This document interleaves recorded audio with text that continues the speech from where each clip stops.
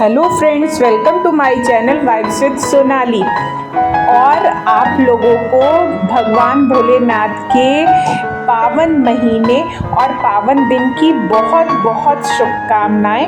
और भगवान भोलेनाथ की कृपा आप सभी पर बनी रहे। और बारिश की वजह से और मुझे एक दो तुलसी जी लगानी थी और विश्वकांता लेकर आई थी। और मेरे यहाँ ना पौधों में खाद भी देना था, तो बस मैं संडे को बाहर गई थी, तो बस वो सब मैं लेकर आ गई थी।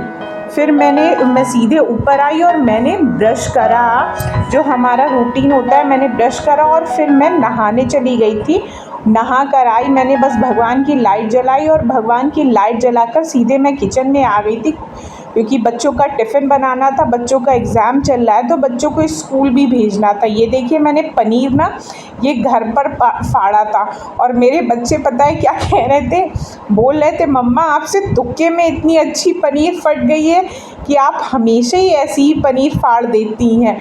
इसका टेस्ट भी बहुत अच्छा है और इतनी सॉफ्ट है कि बस मुंह में जाते ही घुल जा रही है। फिर मैंने सोचा कि लाओ बच्चों को इसी की सब्ज़ी बना देती हूँ, तो बस जल्दी से बन जाती है पनीर भुर्जी। तो मैंने प्याज और जीरे का तड़का दिया। और हमारे यहाँ ना सरसों के तेल में सब्ज़ी बनती है, रिफ़ाइंड में नहीं। हमारे यहाँ किसी को ना रिफ़ाइंड की सब्ज़ी पसंद नहीं है, किसी भी चीज़ की। हमारे यहाँ कड़वे तेल की ही सब्ज़ी, सरसों के तेल की सब्ज़ी ही बनती है। और बस जीरा प्याज डाला, फिर प्याज हल्का सा लाल हो गया तो उसमें टमाटर डाले। और फिर रूटीन के जो मसाले, धनिया, मिर्चा, हल्दी डाला और थोड़ा सा गरम मसाला और काली मिर्च डाली। फिर पनीर भुर्जी डालकर, और मेरे पास धनिया ख़त्म हो गया था तो कसूरी मेथी डाली और खूब अच्छे से उसको पका लिया और स्वाद अनुसार नमक डाला। और वाकई में इतनी टेस्टी और इंस्टेंट सब्ज़ी बन जाती है ना कि बच्चे भी अच्छे से मन से खा लेते हैं। फिर मैंने आटा लगाया और आटा लगा के पराठा सेक कर फिर मैंने टिफ़िन लगाकर बच्चे स्कूल के लिए चले गए थे। और फिर बस मैं मंदिर में आ गई थी। मैंने मंदिर साफ़ करा, क्योंकि मंदिर में मैं ना नहाने के बाद ही झाड़ू पोछा लगाती हूँ। नहाने से पहले मैं मंदिर में नहीं घुसती हूँ।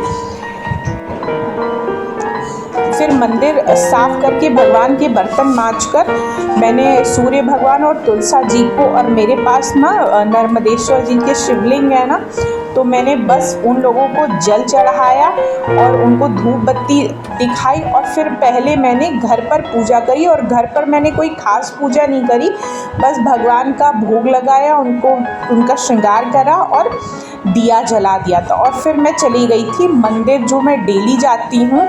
मेरे घर के पास में ही ना बहुत ही अच्छा और प्रसिद्ध मंदिर है, मुक्तेश्वर नाथ मंदिर। वहाँ पे आप लोगों को पता है, सावन भर सुबह 4 बजे से डेली रुद्राभिषेक होता है 7 बजे। पर हम लोगों के लिए वो जाना पॉसिबल नहीं है, क्योंकि 4 बजे तो जा सकते हैं पर 7 बजे से पहले आ नहीं सकते हैं, क्योंकि बच्चों को स्कूल जाना होता है। 7:15 बजे तक बच्चे घर से निकल जाते हैं बिल्कुल। तो बस मैं डेली जितना हो सकता है, क्योंकि सभी लोग बोलते हैं गृहस्थ से बड़ा कोई पूजा नहीं होती है, तो बस घर में यही पूजा करी और बाहर जाकर भगवान को जल चढ़ाकर आ गई थी। फिर मैं जल्दी से बस चाय बनाई और चाय पी, और फिर हम हस्बैंड वाइफ निकल गए थे कड़े मैया शीतला मैया के दर्शन करने के लिए। हमारे यहाँ ना सावन में शीतला मैया का दर्शन करना बड़ा ही शुभ माना जाता है। एक तरह से वो हमारी ना कुल देवी हैं। तो बस मैं उनके दर्शन करने के लिए चली गई थी, और बच्चे नहीं गए थे। फिर आते आते ना, हमारे घर से काफ़ी दूर नहीं है, मतलब ठीक ठीक है, फिर हम लोग चले गए थे। फिर आते आते 4 बज गए थे। फिर बस आई, इतना थक गई थी ना सुबह से दौड़ा भागी में, क्योंकि खाना भी बना कर जाना था बच्चों के लिए और ससुर जी के लिए, और हम लोग तो ऐसे ही गए थे। फिर बस मैं आई तो आकर मैंने चाय पी और फिर मैं थोड़ी देर के लिए लेट गई थी।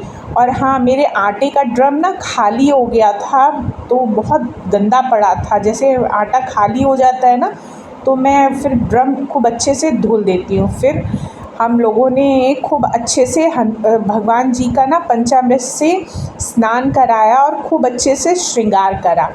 ये देखिए मेरे भोले बाबा कितने सुंदर लग रहे हैं। और उसके बाद फ़ोटोशूट तो बनता ही है जब इतना रेडी हुए हैं। तो ये देखिए मैंने कितनी सुंदर हरी हरी चूड़ियाँ पहनी थी।